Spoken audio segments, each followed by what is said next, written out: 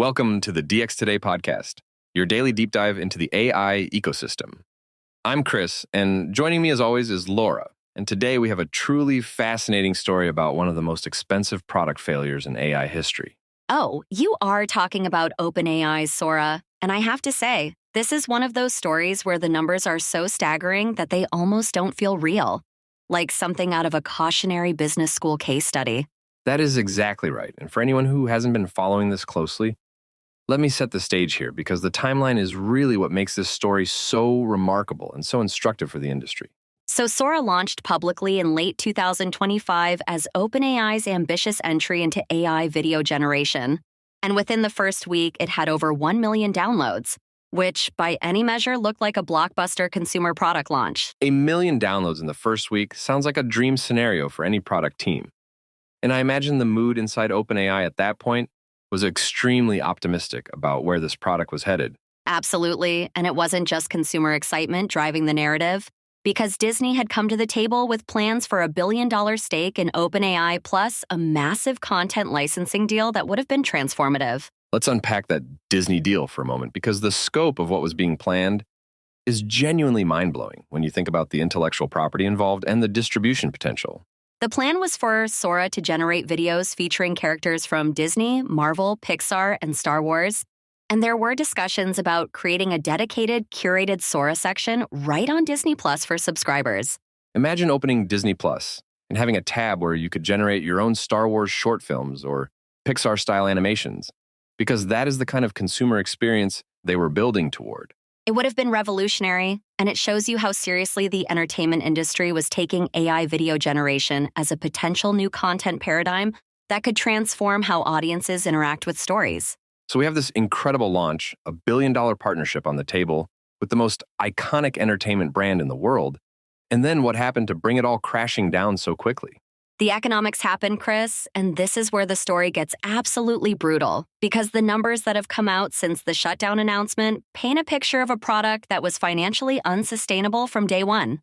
Give us the headline numbers, because I know you've been digging into the financial details, and I think people need to understand just how severe the cost-to-revenue imbalance actually was here. Sora was burning through an estimated $15 million per day in compute costs. And that is not a typo. $15 million every single day to keep the servers running and generating video content for users. $15 million a day. So we're talking about roughly $450 million a month just in infrastructure costs, which is an absolutely staggering burn rate, even by Silicon Valley standards. And here's the number that really drives it home, because against that $15 million per day in costs, Sora generated a total lifetime revenue of approximately $2.1 million across its entire existence. Wait, so you're telling me that the total revenue Sora ever generated was less than what it cost to run the service for a single day? Because that is an almost incomprehensible ratio of cost to revenue. That is exactly the math. And when you think about every second of video requiring the model to compute spatial relationships, motion physics, lighting consistency, and temporal coherence across hundreds of individual frames, you start to understand why the compute bill was so enormous. This raises a really fundamental question about whether AI video generation at this quality level can ever be economically viable as a consumer product, or if the physics of compute just make it impossible right now.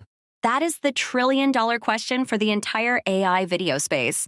And I think what Sora's failure tells us is that there is a massive gap between what is technically impressive and what is commercially sustainable at consumer scale. And the user engagement numbers tell their own story here too. Because even setting aside the costs, the demand side of the equation was deteriorating rapidly after that initial burst of excitement. Monthly downloads peaked at around 3.3 million in November 2025, which was genuinely impressive. But by February 2026, they had plummeted to just over 1.1 million, representing a 66% decline in barely 3 months. A 66% drop in downloads over 3 months is the kind of metric that would terrify any product team. And it suggests that once the novelty wore off, people were not finding enough sustained value to keep coming back. Exactly. And I think that speaks to a broader challenge with generative video right now, which is that the output quality, while impressive in demos and short clips, often falls short of what users actually need for real creative projects. So on March 24th, OpenAI made it official and announced the shutdown. And the way they handled the communication with their partners has become its own separate controversy that is worth discussing.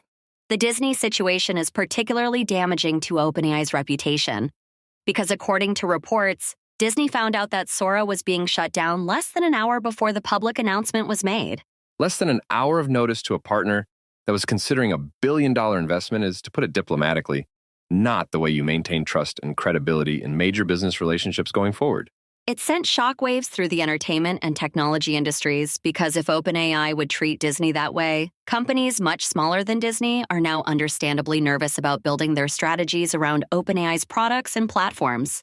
And this points to a larger tension within OpenAI about what kind of company they want to be, because they seem to be making a very deliberate pivot away from consumer creative tools toward enterprise and infrastructure. That pivot is extremely visible when you look at where the resources are going, because OpenAI redirected Sora's compute credits directly to Codex, their coding tool, which tells you everything about their strategic priorities right now. The message is clear that coding tools and enterprise products are where OpenAI sees its future revenue and competitive advantage, and consumer creative tools like Sora are essentially being treated as distractions from that core mission. And they are already working on a successor to Sora that is codenamed Spud. But it is a fundamentally different product focused on building world models for enterprise applications rather than generating consumer videos for the masses.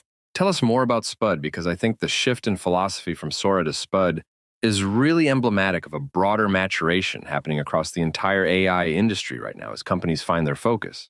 Spud is expected to launch around July 2026, and critically, it will be API only, meaning there will be no standalone consumer app, which is a complete reversal of the approach they took with Sora's public-facing product.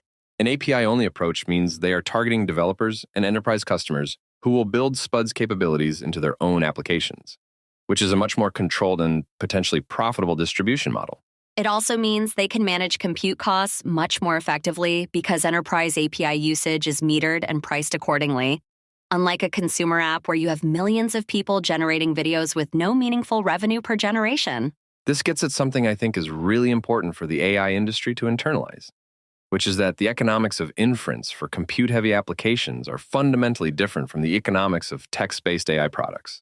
Absolutely, and I think Sora's failure is going to become the canonical example that investors and founders reference when evaluating whether a compute-intensive AI product can actually pencil out as a viable business proposition. There is also a really interesting moderation angle to this whole story that we should touch on, because content safety was one of the 3 core challenges that OpenAI cited alongside cost and weak business fundamentals. The moderation challenges were significant because Sora allowed users to upload their own faces, which immediately raised concerns about deepfakes, non-consensual imagery, and misuse of public figures' likenesses in generated video content.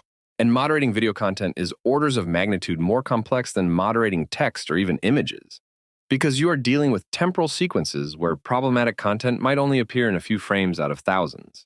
That complexity made the moderation problem essentially unsolvable at the scale OpenAI was aiming for, and it created reputational risk that a company preparing for a potential IPO simply could not afford to carry on its balance sheet.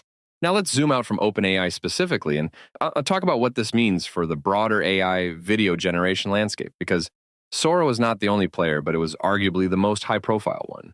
The competitive landscape is fascinating right now because you have Runway, Pika, Stability AI, and several Chinese companies like Kling, all pursuing AI video generation with different technical approaches and different business models.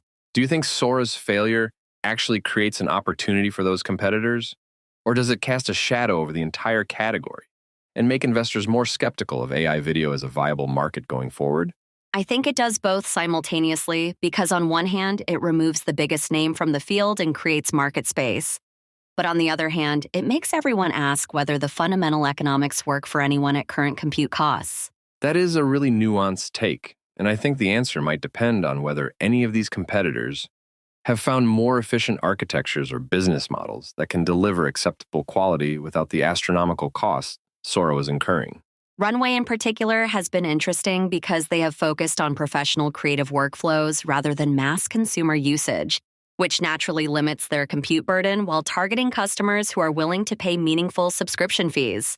That seems like the more sustainable approach, targeting professionals who generate revenue from AI-assisted video content, rather than trying to serve millions of casual users who just want to make a fun clip for social media.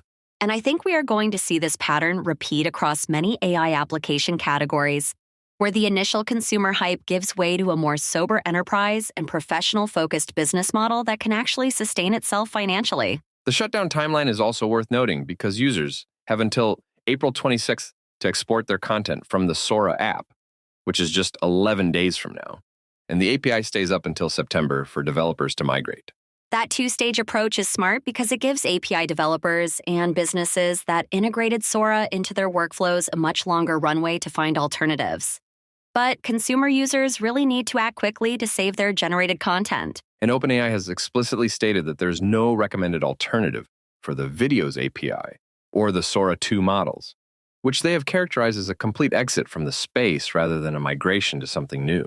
That language is really telling because calling it an exit rather than a transition or an evolution signals that OpenAI views consumer AI video generation as a dead end for their business, at least with current technology and cost structures. As we wrap up, I want to ask you what you think the single biggest lesson from the Sora saga is for the broader AI industry, because there are so many fascinating threads to pull on here. For me, the biggest lesson is that technical capability alone does not make a product, and that the AI industry needs to get much more disciplined about the gap between what is possible in a research demo and what is viable as a business. I think that is exactly right, and I would add that the Disney debacle shows that how you shut something down matters almost as much as how you build it, because trust and reputation are incredibly hard to rebuild once they are damaged. That is a great point, and the ripple effects of that broken trust are going to be felt across the industry for years. Because every major corporation considering an AI partnership is now going to demand much stronger contractual protections and communication guarantees before committing real money. That's all for today's episode of the DX Today podcast, and what a story it has been. Thanks so much for listening, and we'll see you next time, right here on DX Today.